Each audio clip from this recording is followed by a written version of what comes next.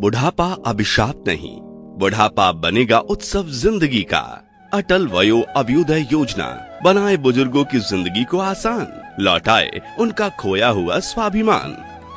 कहा जाता है बुढ़ापा अपने आप में एक रोग है। उम्र बढ़ने के साथ हमारे बुजुर्गों को होती है कई तरह की शारीरिक समस्याएं। ऐसे में गरीब असहाय वरिष्ठ नागरिकों के पोषण के लिए सरकार ने उठाए हैं कदम। अटल वयो अभ्युदय योजना दिलाती है बुजुर्गों को सही पोषक भोजन। लगभग 50,000 बुजुर्गों को लाभ देने के लिए 39.6 करोड़ बजट में आवंटित किए गए हैं, जिससे होगा हमारे वरिष्ठ जनों का अभ्युदय। साथ ही सहारा बनी वरिष्ठ जनों का राष्ट्रीय वयोश्री योजना, जिसमें गरीबी रेखा के नीचे के हमारे सम्माननीय वरिष्ठों को मिलेंगे सहायक उपकरण और जीवन सहायक यंत्र, जैसे wheel chair, hearing head, walker, जिससे खिल उठी हमारे बड़ों की खोई मुस्कान, क्योंकि हमारे बुजुर्ग हमारा अभिमान। CRA द्वारा निर्मित। सामाजिक न्याय एवं सशक्तिकरण मंत्रालय, भारत सरकार द्वारा जनहित में जारी। नमस्कार, स्वागत है आप सभी श्रोता साथियों का। देश भर के 200 सामुदायिक रेडियो के माध्यम से मैं लक्ष्मी और भरत दादाजी आपके घरों में बुजुर्गों के साथ साथ घर के बाकी सदस्यों तक पहुंच रहे हैं लगातार, और अब तो आपको भी रहने लगा है हमारा इंतजार। ऐसा हमको पता चल चुका है। आपके फोन कॉल्स और मैसेजेस के माध्यम से नैरोकास्टिंग में आप लोगों से रूबरू बातचीत भी हो रही है कि ये कार्यक्रम आप लोगों को बेहद पसंद आ रहा है। आज हम 10वें एपिसोड में आपके साथ हैं। दद्दू, हाँ, क्यों ना एक बार कुछ बातें दोहरा लिया जाए? हाँ, बिल्कुल, क्यों नहीं। सामाजिक न्याय और अधिकारिता मंत्रालय द्वारा प्रायोजित इस कार्यक्रम में हम केंद्र सरकार की योजनाओं के बारे में आपको बता रहे हैं। साथ ही बुजुर्गों से जुड़ी और भी बातें और जानकारियां उपलब्ध करवाई जा रही हैं आपको। जैसे एक योजना एकीकृत वरिष्ठ नागरिक कार्यक्रम IPSRC है। ये कार्यक्रम वरिष्ठ नागरिकों के लिए विभिन्न सेवाएं और सहायता प्रदान करता है। वरिष्ठ नागरिकों के लिए दूसरी योजना राष्ट्रीय हेल्पलाइन नंबर 14567, जिस पर वरिष्ठ नागरिकों को उनकी समस्याओं और आवश्यकताओं के लिए सहायता प्रदान करती है।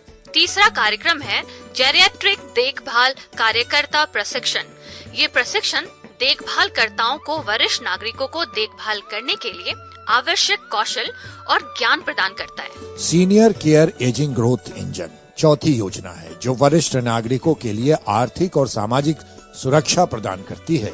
और पांचवी राष्ट्रीय वयोश्री योजना RVY वरिष्ठ नागरिकों को आर्थिक सहायता प्रदान करती है। इसके साथ ही मोतियाबिंद सर्जरी वरिष्ठ नागरिकों को दृष्टि समस्याओं के लिए सहायता प्रदान करती है। और वरिष्ठ नागरिकों के लिए पूर्ण पोषण और अधिकार, वरिष्ठ नागरिकों को पूर्ण पोषण और स्वास्थ्य सेवाएं प्रदान करने के लिए सुनिश्चित करता है। तो रेडियो सुनते रहिए। जानकारियों और मनोरंजन के इस पिटारे में बहुत कुछ है आपके परिवार के हर सदस्यों के लिए। अरे इतनी सुबह सुबह कौन है भाई? अरे बड़े बाबू, मेरे घर आप? क्या करूं सुखी भाई, रोज तुम्हारे साथ टहलता था, अब 10-15 दिन से तुम आ ही नहीं रहे। क्या कहूँ बड़े बाबू, अब चला ही नहीं जा रहा। उम्र भी बढ़ती जा रही है, जोड़ों के दर्द से चलना मुश्किल है। तो मेरे जैसे वॉकर क्यों नहीं ले लेते? साथ साथ टहलने का मजा फिर आ जाए। अरे बड़ा बाबू, हमारे पास इतने पैसे कहाँ कि हम भी ले लें अपना वॉकर। अरे काका, अब चिंता छोड़िए, राष्ट्रीय वयोश्री योजना से नाता जोड़िए। क्या है ये राष्ट्रीय वयोश्री योजना? अरे काका, हमारे भारत सरकार ने हमारे देश के 70% वृद्ध नागरिक जो आयु संबंधित विकलांगता का सामना कर रहे हैं, जो BPL की श्रेणी में आते हैं या जिनकी मासिक आय 15,000 तक है, उन्हें जीवन सहायता उपकरण प्रदान करने का काम किया है, जिसमें चलने वाली छड़ी, बैसाखी, वॉकर, ट्राइपॉड छड़ी, सुनने की मशीन, कृत्रिम दांत और चश्मे, wheel chair, folding chair commode, knee belt, spine belt, neck belt, कमर का बेल्ट जैसे उपकरण फ्री में मिल रहे हैं। अच्छा, ऐसा क्या? हमें कैसे मिले और किसी को मिला है क्या? भारत सरकार ने सामाजिक न्याय और अधिकारिता मंत्रालय के तहत राष्ट्रीय वयोश्री योजना कृत्रिम अंग निर्माण निगम एलिम्को द्वारा देश भर में इस योजना द्वारा शिविर लगाकर 3,60,175 से ज्यादा वरिष्ठ जनों को उपकरण दिए हैं। इसके लिए आप शिविरों में Aadhaar card, pan card, ration card, आय प्रमाण पत्र लेके जा सकते हैं। या अगर ऑनलाइन रजिस्ट्रेशन कराना है काका, तो आप socialjustice.gov.in पर विजिट करके ऑनलाइन रजिस्ट्रेशन करा सकते हैं। और सबसे सरल तो ये होगा कि आप एल्डर लाइन 14567 पर कॉल करें अभी। अरे वाह, कितनी अच्छी जानकारी दी तुमने।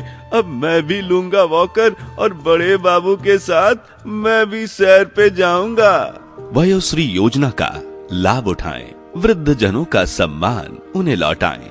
CRA द्वारा निर्मित सामाजिक न्याय और अधिकारिता मंत्रालय द्वारा जनहित में जारी।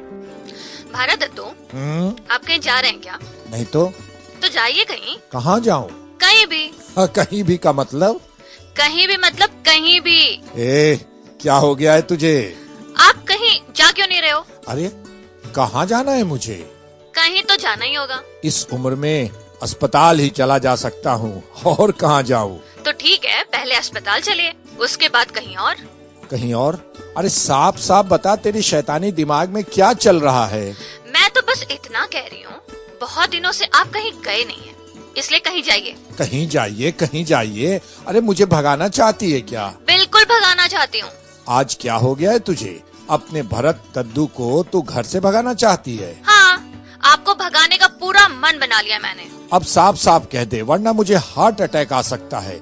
उसकी जिम्मेदारी भी तेरी होगी। शुभ शुभ बोलिए दादाजी। अच्छा लीजिए, मैं सस्पेंस खत्म करती हूँ। थोड़े दिनों पहले हम आपका पुराना एल्बम देख रहे थे। हाँ, तो उसमें ऐसा क्या मिल गया जो तेरे दिमाग में ये सब चलने लगा? उन फोटो को देखकर आपके दिमाग में कुछ नहीं चलता? कौन सी फोटो? जिसमें आप दोस्तों के साथ खूब सारी मस्ती कर रहे थे। अच्छा, वो मौका मिल गया तो कर लिया। आप तो दोस्तों के साथ ट्रेकिंग भी करने गए थे। अरे वो सब तो जवानी के शौक थे लक्ष्मी। तो आप क्यों नहीं करते हैं? लक्ष्मी बेटा, तेरा दिमाग चल नहीं रहा है, तेरा दिमाग खराब हो गया है। क्या क्या क्या गलत कहा मैंने?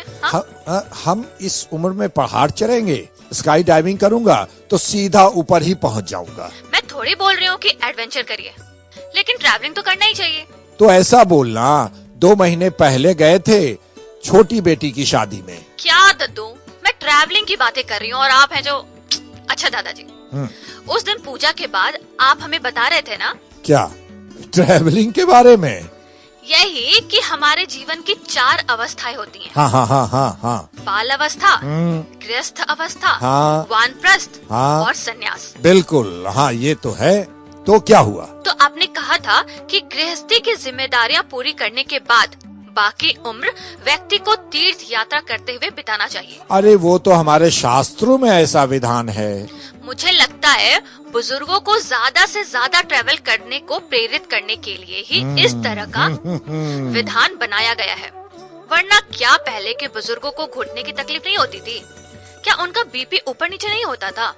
होता था, लेकिन फिर भी जिंदगी को पूरी तरह जीने के लिए उन्हें दुनिया देखनी चाहिए, इसलिए तीर्थ यात्रा का नियम बनाया गया। अगर आपसे ठीक से नहीं रहा जा रहा तो आप अपना देख लीजिए, मैं अपना देख लेता हूँ। हे भगवान, ये क्या दिन दिखा रहा है। जिन बच्चों को पाला पोसा, आज उन्हें ही हमारी फिक्र नहीं है। हे भगवान, अब तो ना रही कमाई, ना बचेगा मेरा अभिमान। अरे नहीं नहीं दादू, सामाजिक न्याय और अधिकारिता मंत्रालय कहता है हमारे बुजुर्ग हमारा अभिमान। बुजुर्गों के हित में सामाजिक न्याय एवं अधिकारिता मंत्रालय ने माता पिता और बुजुर्गों के भरण पोषण से जुड़ी मौजूदा योजना बनाई। जो भी शख्स अपने माता पिता, बायोलॉजिकल गोद लेने वाले और सौतेले माता पिता भी, या बुजुर्ग जो 60 साल से अधिक उम्र के हैं, उनको छोड़ने या उनकी देख रेख न करने का दोषी पाया जाता है, उसे 3 महीने की जेल या 5,000 रुपए का जुर्माना देना पड़ सकता है। इस संशोधन में एक क्लॉज जोड़ा गया, बुजुर्गों का केयर टेकर बिना बुजुर्गों की सहमति के संपत्ति नहीं बेच सकता। इस तरह से देखें तो बुजुर्गों और माता पिता की सुरक्षा और संरक्षण के हिसाब से हम आपके साथ हैं, यानी सामाजिक न्याय और अधिकारिता मंत्रालय। ऐसे माता पिता, दादा दादी, वरिष्ठ नागरिक जो अपनी आय और संपत्ति से अपना भरण पोषण नहीं कर सकते, वे अधिनियम के तहत भरण पोषण का दावा कर सकते हैं। माता पिता की परिभाषा में जैविक और गोद लिए या सौतेले माता पिता भी आते हैं। क्या ऐसा? हाँ, अभी और सुनिए। MWPSC एक्ट के प्रावधान के अनुसार राज्य के हर जिले में बुजुर्गों की शिकायत को दूर करने के लिए ट्राइब्यूनल गठित किया जाएगा, खास तौर से उनके लिए जिनके परिवार वाले ठीक से खाना, रहने के लिए घर, कपड़े या दवाएं आदि नहीं देते। ट्राइब्यूनल में 90 दिनों के भीतर शिकायतों का समाधान होगा। घर से ठुकराए गए बुजुर्ग या वरिष्ठ नागरिक ट्राइब्यूनल जा सकेंगे और उनके बच्चों या कानूनी उत्तराधिकारियों को आदेशित किया जा सकेगा। अपने अधिकार को जाने हमारे बुजुर्ग, शान से जिए हमारे बुजुर्ग। और आप नौजवान, अब बुजुर्गों का रखिए ख्याल, निभाइए अपना फर्ज। ख्याल रख, जिम्मेदारी से उतारिए उनका कर्ज। सामाजिक न्याय एवं अधिकारिता मंत्रालय, भारत सरकार के सौजन्य से CRA द्वारा निर्मित एवं प्रसारित। लक्ष्मी जी? दादा तो मैं हूँ, लेकिन आज तूने परदादी वाली बात कही है। इतना ही नहीं दद्दू, मुझे तो लगता है बुजुर्ग ज्यादा से ज्यादा प्रकृति के नजदीक रहें, इसके लिए ही बहुत सारे तीर्थ नदियों, पहाड़ों के पास होते हैं। तेरी बात तो 100% सही है, लेकिन फिर ये लेकिन बीच में आ गया। मेरी इच्छा तो होती है बेटा, लेकिन अकेले जाना ठीक नहीं लगता। और तुम अपना काम छोड़कर कहाँ तक मेरे साथ साथ चल पाओगे? दादाजी, बहुत से प्रदेशों की सरकार बुजुर्गों की तीर्थ यात्रा करवाने की योजना संचालित कर रही है, जिसमें आप भी की तरह बहुत से लोग शामिल होते हैं। अच्छा, सबको एक दूसरे का साथ मिल जाता है। इस योजना का उद्देश्य वरिष्ठ नागरिकों, 60 वर्ष या अधिक आयु के व्यक्ति को उनके जीवन काल में एक बार प्रदेश के बाहर स्थित विभिन्न नाम निर्दिष्ट तीर्थ स्थानों में से किसी एक या एक से अधिक स्थानों की यात्रा सुलभ कराने हेतु शासकीय सहायता प्रदान करना है। अरे वाह! इस योजना का आनंद हमारे कौन से साथी उठा सकते हैं? वे अपने प्रदेश के मूल निवासी हो, उनकी उम्र 60 वर्ष या उससे अधिक हो, इस योजना के अंतर्गत पूर्व में यात्रा न की हो या यात्रा हेतु शारीरिक एवं मानसिक रूप से सक्षम हो। इस योजना में हम कैसे हिस्सा ले सकते हैं लक्ष्मी? इच्छुक बुजुर्ग अपने आवेदन पत्र को ग्राम पंचायत, जनपद पंचायत या उप संचालक, पंचायत एवं समाज कल्याण संबंधित जिला को प्रस्तुत कर सकते हैं, जिसके बाद प्राप्त आवेदन पत्र में लक्ष्य के अनुरूप लॉटरी निकालकर कलेक्टर द्वारा चयन किया जाएगा। फिर आप जैसे कई बुजुर्गों को शासन द्वारा अधिसूचित तीर्थ स्थानों की यात्रा में ले जाया जाएगा। सच कहूँ लक्ष्मी बेटी जी, मुझे तो सोचकर ही अच्छा लगने लगा। घूमने जाएंगे तो और अच्छा लगेगा। श्याम अभी आता होगा, उसको भी बोल दूं। नेकी और पूछ वो आपके दोस्त हैं, फिर से वैसे ही मस्ती कीजिएगा। तुझे मालूम है जी, हम सब दोस्त जब भी कहीं घूमने जाते थे ना, वहाँ का कोई न कोई लोकगीत सीख कर ही आते थे। तब तो आपको बहुत सारे लोकगीत आते होंगे। पहले आते थे, अब तो ठीक से कुछ याद नहीं रहा। दिमाग पर जोर डालिए, याद आ जाएगा। याद आया? सुनाइए प्लीज। सुनाइए, हम टेबल बजाते हैं। अरे आओ श्याम, लेकिन टेबल बजाने की जरूरत नहीं है। आज ही एक लोकगीत सुन रहा था, चलो तुम दोनों को भी सुनाता हूँ।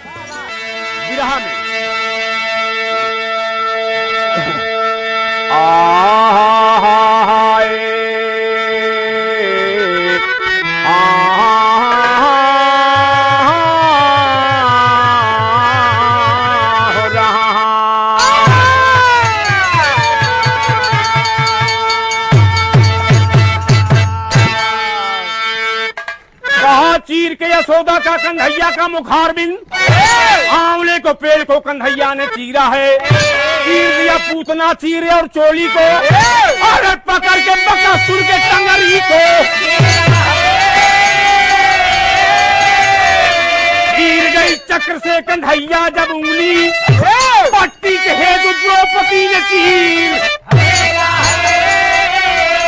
अरे चीरे उसको थामा की खोपड़ी निकाल मड़ी और बड़ी बड़ी हस्ती को माधव ने घेरा है।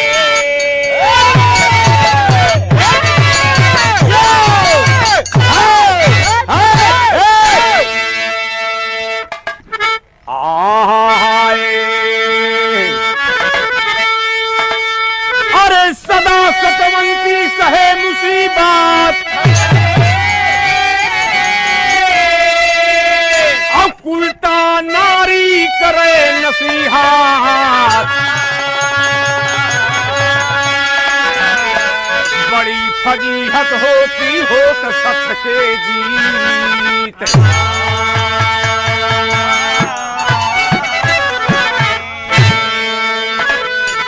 अरे भरी धूल धरनी का छोड़ा जो संबल, चाहता है खींच में जो विश्राम है।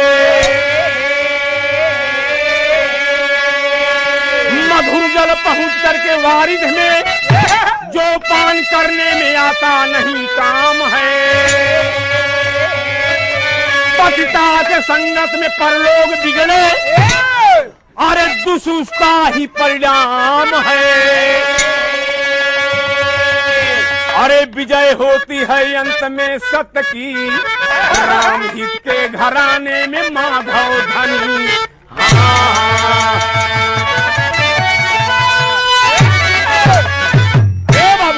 अरे यहाँ जे क्यों गम के अंधेरे में कमी होती नहीं।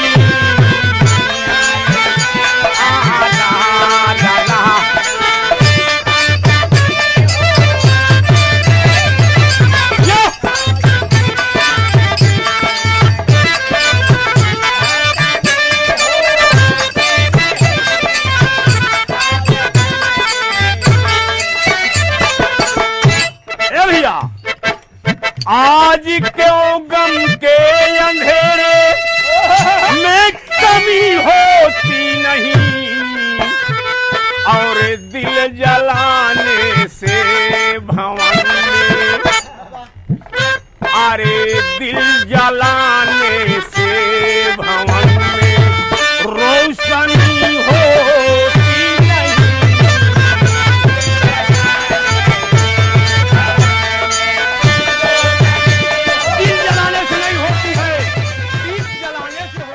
अरे भाई, आजकल तो ऐप और इंटरनेट इंजन का जमाना है। हम बुजुर्गों के लिए भी कोई ऐसा ऐप नहीं जहां सब सुविधाएं एक जगह ही हो, है ना? आपने तो मेरे दिल की बात छीन ली। यही तो मैं आपसे कहना चाहता था। सामाजिक न्याय और अधिकारिता मंत्रालय ले आए हैं senior care ageing growth engine यानी सेज। सेज क्या है भाई? इसमें वो सब होगा जो हमारे लिए जरूरी है। हाँ भाई हाँ, सब सुविधाएं हैं, जैसे बुजुर्गों के लिए स्वास्थ्य सेवा और सुविधा, फाइनेंस सेवा सुविधा, edutech, food tech, wealth tech, योजना समाधान, बीमा, मेडिको लीगल सर्विस, बुजुर्गों के लिए आवास, रहने की सुविधाएं और देखभाल केंद्र, ये सब कुछ। वाह, ये तो कमाल है। अब तो मैं निश्चिंत हो गया। जब सेज है तो क्या टेंशन। सामाजिक न्याय और अधिकारिता मंत्रालय द्वारा सामुदायिक रेडियो एसोसिएशन के सहयोग से जनहित में जारी। वाह भारत, तुमने बढ़िया फैसला लिया कि अपनी आवाज में नहीं गाया, वरना पता नहीं कितना बेसुरा गाते हैं। उतना ही बेसुरा जितना बेसुरा तुम टेबल बजाते हो। आप दोनों एक दूसरे की टांग खींच रहे हैं, लेकिन आप दोनों ही बहुत अच्छा गाते और बजाते हैं। पता है लक्ष्मी बेटी, तेरे दादाजी को गाने का इतना शौक था कि हम सुनते सुनते थक जाए, लेकिन ये गाते गाते नहीं थकता था। और तुझे कहानियाँ लिखने का शौक था। तुरत फुरत कहानियाँ गढ़कर सुना दिया करता था। हम सब दांतों तले अंगुली दबा लेते थे। अब कहाँ वैसी महफिल और कहाँ का शौक, सब छूट गया। छूट गया तो पकड़ लीजिए। अब तो जिंदगी की डोर छूटने का समय आ गया। अब और क्या पकड़ें और क्या छोड़ें। जब तक जिंदगी की डोर हाथ में है, तब तक हर शौक को पकड़ के रखना चाहिए। क्या बात है, आज बिटिया बड़ी सियानी बातें कर रही है। अरे आज सुबह से न जाने क्या हो गया है इसे। ट्रैवलिंग के लिए कह रही है, शौक पूरे करने के लिए कह रही है। देखिए, अभी आप दोनों ने जो गीत सुनवाया तो कितना मजा आ गया, है ना? हाँ हाँ बिल्कुल, आपको भी बिल्कुल। और हमको भी। तो क्यों ना अपने शौक को आगे बढ़ाकर रोज मजा लिया जाए। यार भारत, तेरे बच्चों ने घर पर तेरे लिए कितना अच्छा माहौल बना रखा है, जहाँ तेरे मन की बात भी सब समझ जाते हैं। हाँ, इसका बहुत सारा क्रेडिट हमारी लक्ष्मी बिटिया को जाता है। अंकल, घर के बुजुर्गों के लिए आयु अनुकूल वातावरण बनाना हमारी ही तो जिम्मेदारी है। आयु अनुकूल वातावरण? हाँ, ऐसा वातावरण जहाँ घर के बुजुर्ग अपनी बात कहने, अपनी रोजमर्रा के काम करने में सहज रह सके। और अपने शौक भी पूरे कर सके। बिल्कुल। तो इस बात पर मुझे एक कहानी याद आई। सुनाइए सुनाइए सुनाइए। किसी समय एक गांव से दो दोस्त काम की खोज में राजा के दरबार में पहुंचे। राजा ने पूछा, क्या काम आता है तुम दोनों को? पहले आदमी ने कहा, मैं झूठ बोलने का काम जानता हूँ। दूसरे आदमी ने कहा, मैं झूठ को सच करना जानता हूँ। पहले तो राजा को लगा ये दोनों मस्करी कर रहे हैं, लेकिन फिर उसने सोचा इन लोगों को भी राजा से मस्करी करने की सजा पता होगी। ऐसे में ये ऐसी बात नहीं करेंगे जिससे जान से हाथ धोना पड़े। तो राजा ने उन्हें परखने की सोची। ठीक है, दोनों अपना अपना हुनर दिखाओ, लेकिन याद रखो यदि तुम्हारा झूठ सच साबित नहीं हुआ तो तुम दोनों को अभी मृत्यु दंड दे दिया जाएगा। दोनों ने हामी भरी। पहले आदमी ने झूठ कहना शुरू किया। एक जंगल के मार्ग से 400 ऊंट चले जा रहे थे कि तभी पानी बरसा और आग लग गई, जिसमें जलकर सारे ऊंट मर गए। यह सुनकर सारे दरबारी बोल उठे कि झूठ झूठ, ये सरासर झूठ है। पानी गिरने से आग कैसे लग सकती है? अब दूसरे युवक की बारी थी कि वह इस झूठ को सच साबित करे। उसने कहा, महाराज, मेरे दोस्त की बात बिल्कुल सही है। बात यह है कि उन ऊंटों की पीठ पर अनबुझा चूना लदा हुआ था। पानी पड़ने से चूना गीला होकर गर्म हो गया। कुबड़े होने के कारण बोरे ऊंट की पीठ पर ही फंसे रहे, जिससे ऊंट झुलस गए और उनकी मौत हो गई।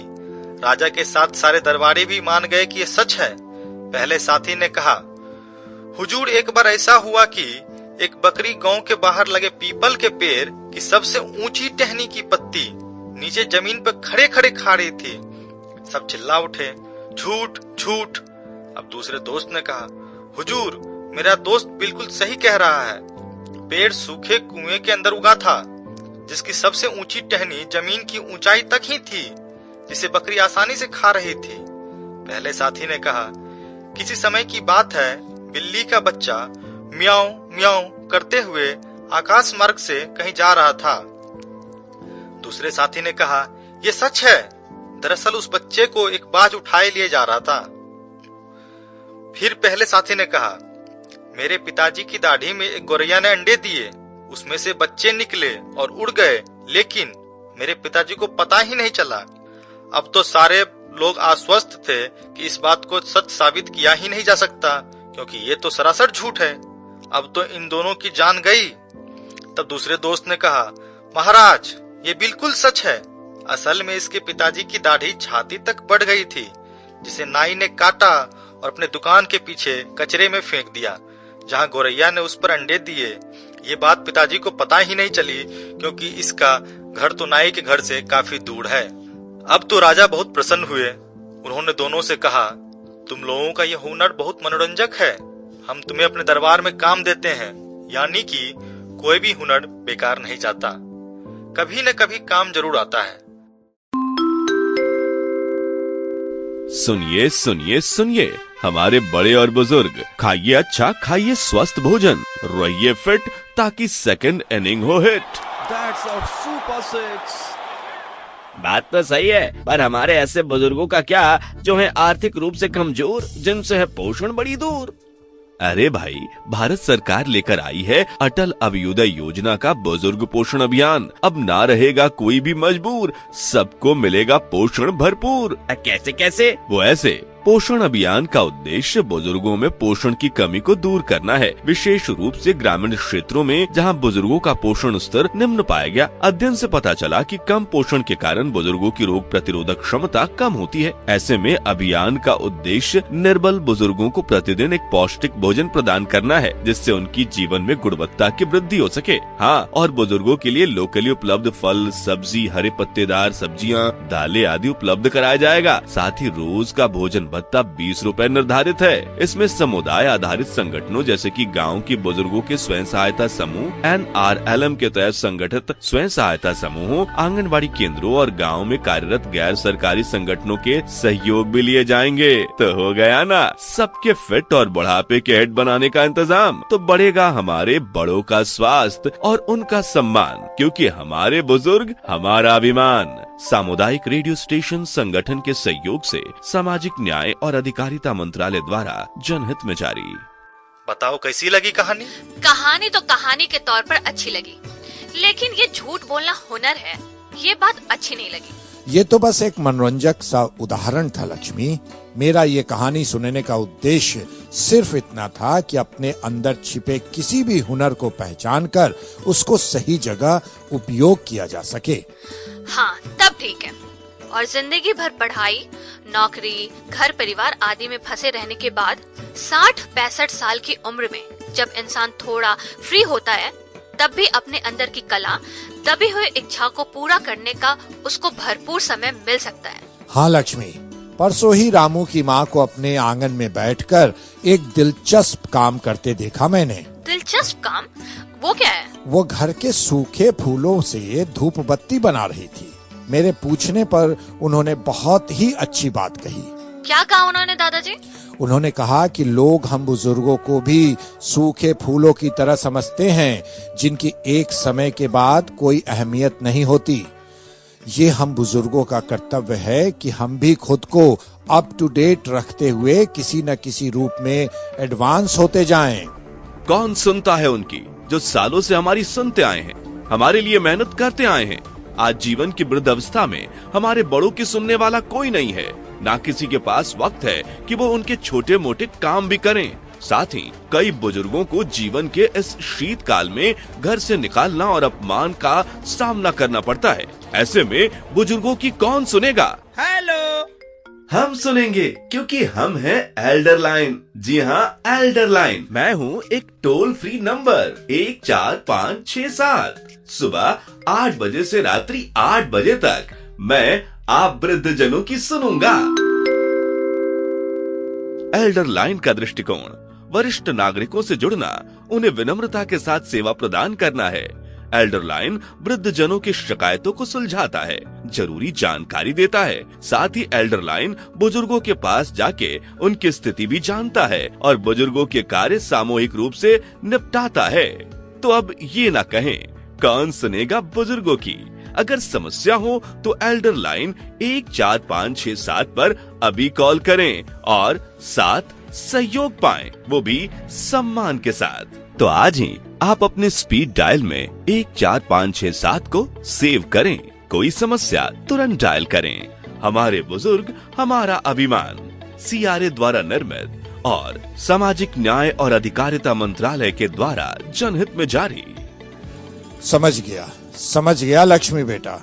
चलो निकलने की तैयारी करते हैं। पहले तय कर लो कहाँ जाना है। कहाँ नहीं, कहाँ जाना है ये बताओ। ये हुई ना बात।